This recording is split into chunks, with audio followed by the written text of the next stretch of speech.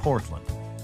More than just a place to stop and smell the roses. This is a place to truly experience the laid-back atmosphere and splendor of the Great Northwest. It's kind of ironic that Portland is known as the City of Roses because it doesn't smell like roses. Increasingly, it smells like shit. And there you were thinking San Francisco was the unchallenged poop capital of America. Our city has become a cesspool, wrote the president of the Portland Police Association on Facebook. Livability that once made Portland a unique and vibrant city is now replaced with human feces in business doorways, in our parks and on our streets. Garbage-filled RVs and vehicles are strewn throughout our neighborhoods. Used needles, drug paraphernalia and trash are common sights lining the streets and sidewalks of the downtown core area, under our bridges and freeway overpasses. Gross and shocking pretty much sum it up. The Portland pooper.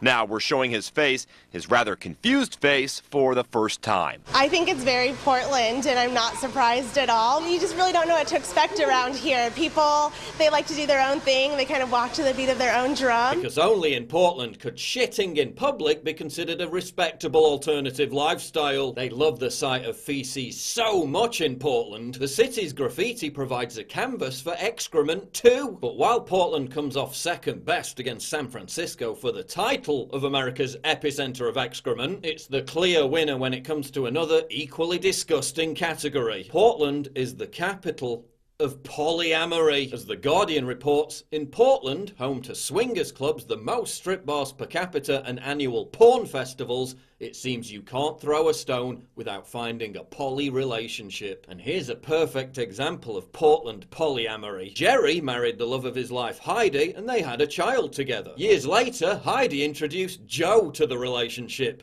And now Jerry's a massive cook. What do you say to the person that you love most in the world when they say they have feelings for someone else? I am not responsible for Jerry's feelings. While the whole sordid affair is couched in progressive platitudes about open-mindedness and sexual emancipation, Jerry is obviously traumatized by the whole thing, yet desperately clings to some distant memory of self-respect, even as his own wife tells him to fuck off upstairs so she can get cozy with Joe. Who's in which bed tonight? I think you're upstairs and it's our turn to be down. Cool. It's okay. Good night. I can see how tired you are. This represents a microcosm of Portland. Selfishness and domination described as tolerance and liberation. Degeneracy disguised as freedom. But hey, keep Portland weird, right? Yeah, all that weirdness is just making you incredibly unhappy. Tied with Vancouver, Washington, Portland is the most depressed city in the entire United States. And it's not just the rain that's making people sad. All that polyamory, all those drugs, all those far-left politics, and what does it do for your happiness? Nothing! Portland is the capital of self-loathing, a generation of miserable, self-wallowing, passive-aggressive trust fund babies with no purpose in life. Or as they're better known, Antifa. Faced with having to make an actual effort in life or embrace total irrelevancy and existential terror, it's far easier to just appoint yourself the vanguard of the resistance against non-existent fascist hordes. But as an Antifa member in Portland, you don't just get to assault people for having a different opinion with near impunity. Because of Mayor Wheeler's complete castration of the police, you also get to direct and block traffic. Just go that way. Because I told you to. Really? Mm-hmm. Don't hurt Yeah, me. brother. Just go, Yeah, you little please. white little fucker. We don't need your KKK in Portland, Oregon. Well, I can't. I need to... Hit me, motherfucker. They've also got this peculiar penchant for harassing and screaming at old people. Hey!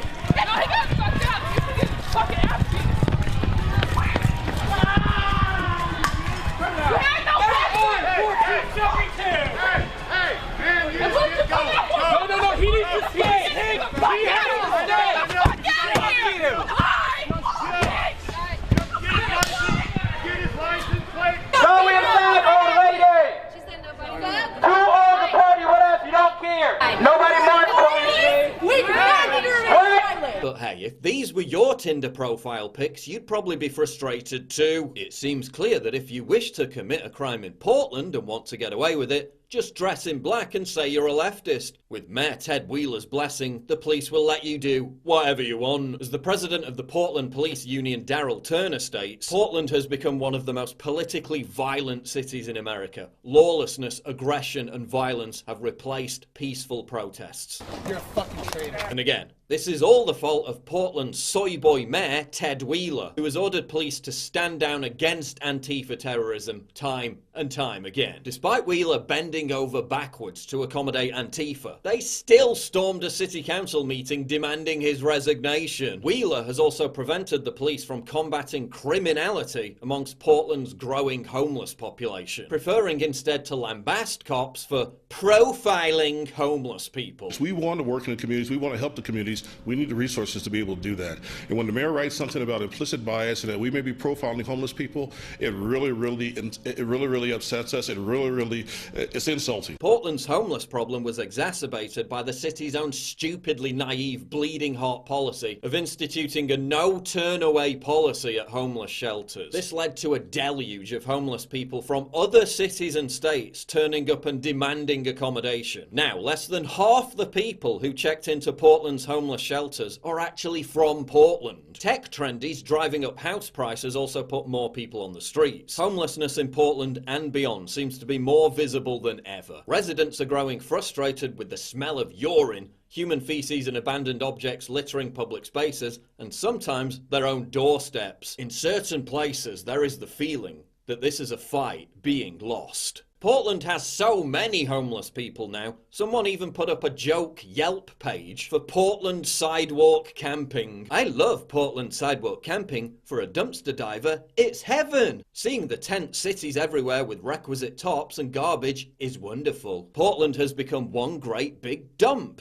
Tent fires and knifings are a bonus. Sometimes I get to see naked people, so my voyeurism is satisfied. No telescope needed. Being accosted by people demanding lucre for safe passage satisfies my sense of adventure. And thanks to homelessness, Portland loses out only to San Francisco as America's biggest open-air mental asylum, which in turn illustrates how the hate and revulsion for police in Portland is not just limited to protests. In this example, one of the city's many crazy lunatics escapes an asylum and starts acting out.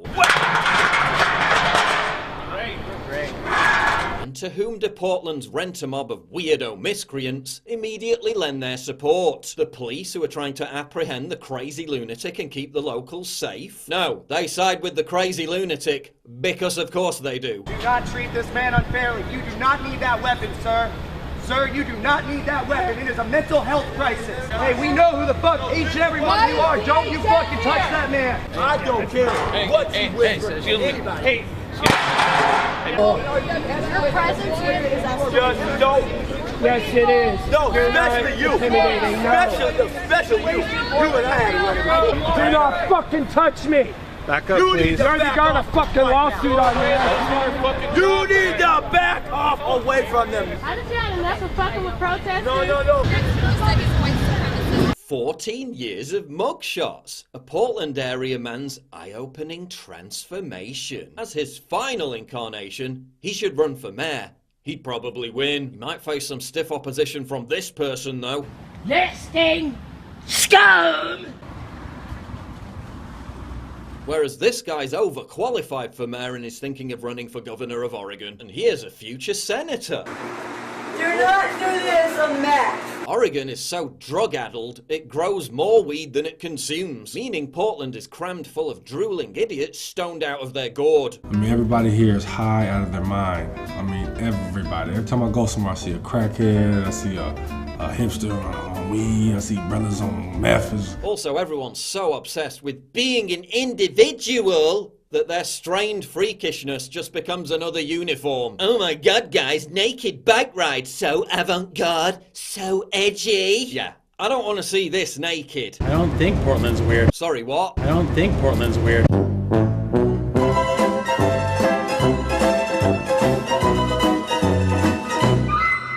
don't think Portland's weird.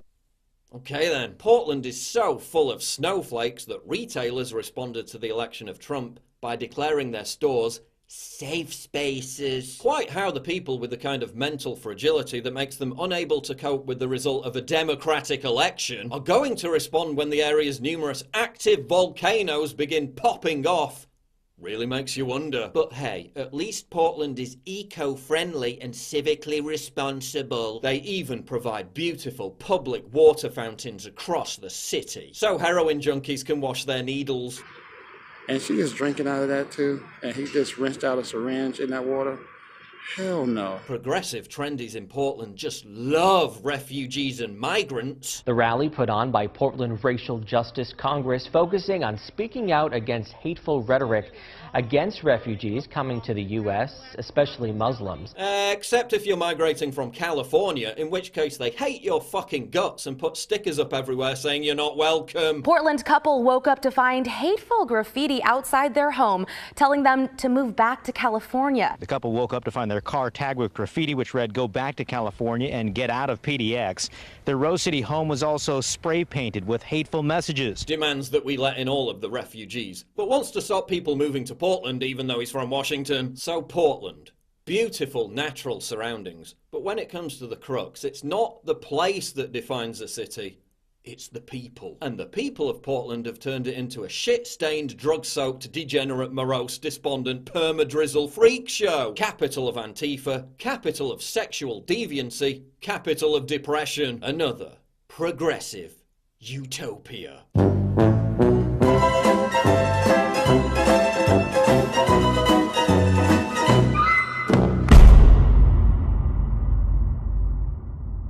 Please click the big red button to subscribe. It really helps me when you do that. And click the bell to allow notifications so you never miss a new video.